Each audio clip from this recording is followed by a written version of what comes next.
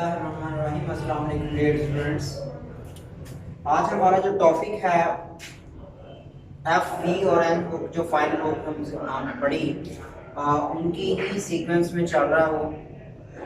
हमें बताता है कि एफ और वी की हुक के बाद अगर एस या जी की स्ट्रोक, एस या जी सर्कल आता है या एस या जी आ जाता है तो फिर हम क्या करेंगे, हम वही एफ की हुक या वी की हुक के बाद अगर एस या जी आता है तो हम उसी हुक के अंदर एक छोटा सा एस बनाने से, छोटा सा एस का सर्कल बना देने से वो एस और या जी को भी रिप्रेजेंट करेगा। फॉर एग्जांपल वर्ड है प्रूफ।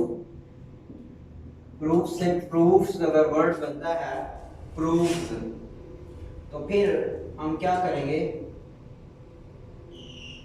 इसी हुक के अंदर एक छोटा सा एस बना देंगे जो रिप्रेजेंट करेगा, ये जो एस आपका बना है सर्कल, ये रिप्रेजेंट कर रहा है एस को या एस जी को, कहीं कहीं भी रिप्रेजेंट करेगा।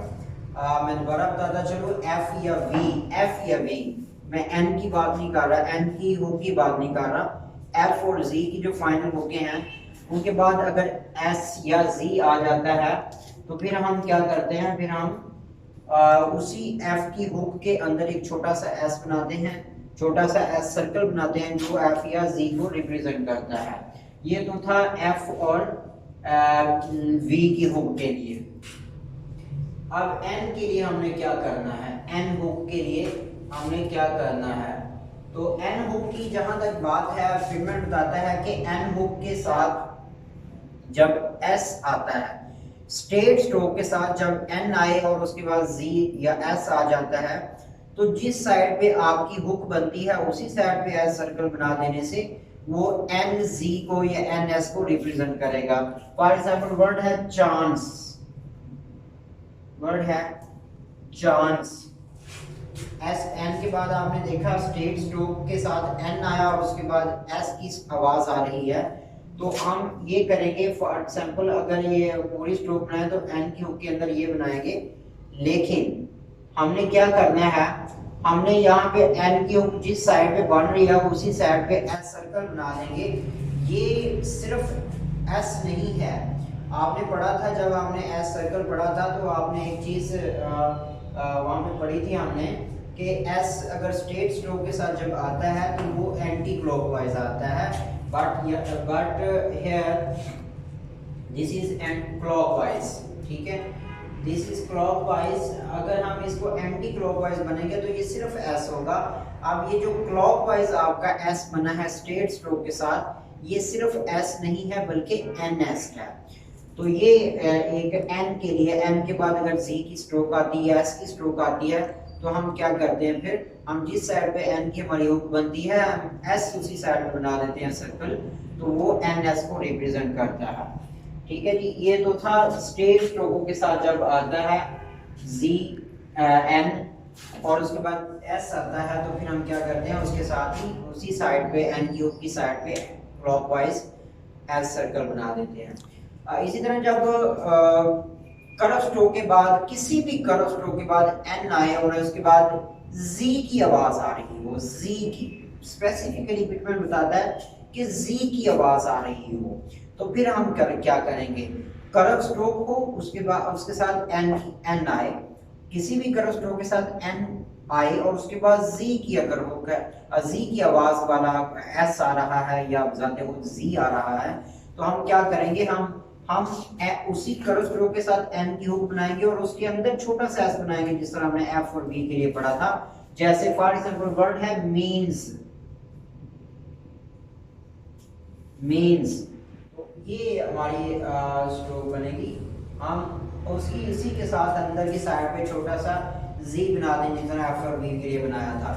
ये मैं दोबारा बताता चलूं स्पेसिफिकली कि एम के बाद किसी भी कर्व स्ट्रोक के बाद जब एन आए और उसके बाद जी की आवाज आ रही हो, तो हम क्या करते हैं, हम एन की हुक बनाते हैं देन और उसके साथ उसके अंदर छोटा सा एस बनाते हैं जो रिप्रेजेंट करता है जी को।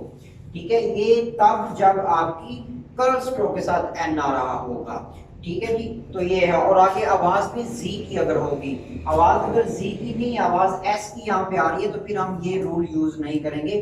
अभी हमारे पास जो रूल आ रहा है वो इसके इसी को ही हमने उसकी डिटेल में पढ़ना है। इसी तरह बिटमैन बताता है कि कर्व स्ट्रोक के बाद एन आए, किसी भी कर्व स्ट्रोक के बाद, जब हमने पहला रूल पढ़ा उसी तरह कर्व स्ट्रोक के साथ एन आए और उसके बाद एस आ जाए, और एस जी की नहीं अपनी आवाज एस की दे रहा होगा, तो फिर हम क्या करेंगे, देन हम फिर एन को, एन की हुक नहीं बनाएंगे, एन को पूरी स्ट्रोक के तौर पे लिखेंगे और उसके साथ एस सर्कल लगाएंगे। जैसे वर्ड है ऑफेंस,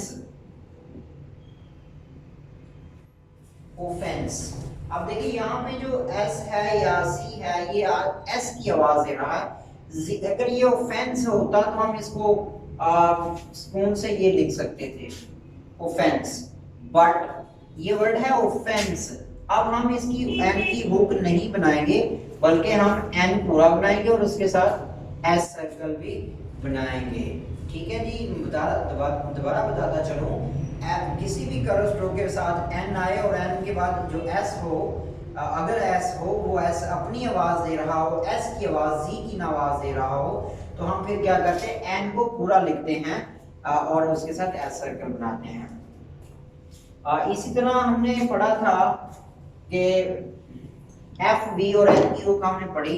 फिर बताता है कि ऐसे वर्ड जिसमें एफ वी और एन, एफ वी और एन एंड पे आए और उसके बाद वावल आ जाता है, तो फिर हम क्या करते हैं, फिर हम उस एफ वी और एन को हुक के तौर पे नहीं बनाते, बल्कि उसकी पूरी स्ट्रोक बनाते हैं।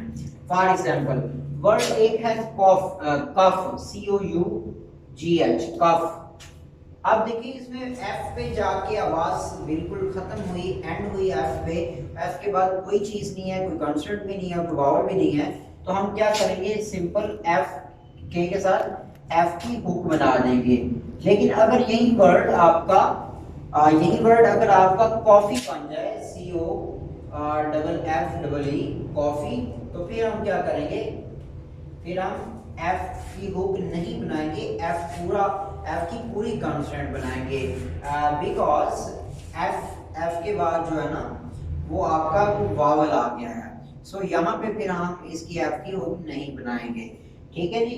तो ये आपका आज का हमारा टॉपिक था। इंशाल्लाह नेक्स्ट में आपकी शॉर्ट फॉर्म्स भी हैं, साथ शॉर्ट फॉर्म्स के बारे में आपको पहले भी कई दफा बता चुका हूँ कि short form these are very important word like prepositions, happy verb, ये कॉमन यूज्ड वर्ड होते हैं। इनको आपने एक्स्ट्राऑर्डिनरी ज्यादा प्रैक्टिस करनी है, क्योंकि ये बार बार यूज हो रहे होते हैं, इनका यूज होना ही होता है। तो ये हमारी स्पीड को प्रमोट करते हैं, तेज करते हैं, इसलिए इनकी ज्यादा प्रैक्टिस करनी है। इंशाल्लाह कल एक नए टॉपिक के साथ आपके सामने हाजिर होंगे। कल तक के लिए आप इजाजत दीजिएगा। अल्लाह हाफिज़।